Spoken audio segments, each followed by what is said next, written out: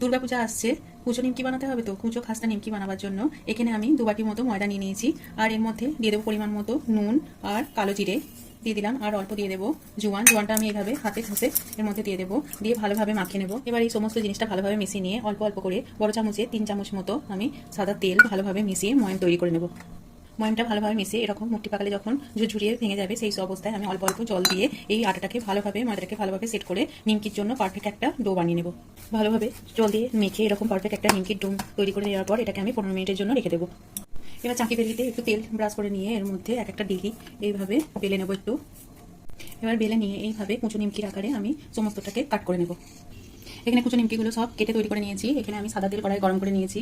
এবার হালকা একটু গরম হলেই আমি নিমকিগুলোকে এইভাবে ছেড়ে দেবো আর লো টু মিডিয়ামে এটাকে ভাজতে থাকবো। গোল্ডেন ব্রাউন করে ভেজে আমি কুচো নিমকিগুলোকে এইভাবে তেল ঝরিয়ে একটা পাত্রে তুলে নেব।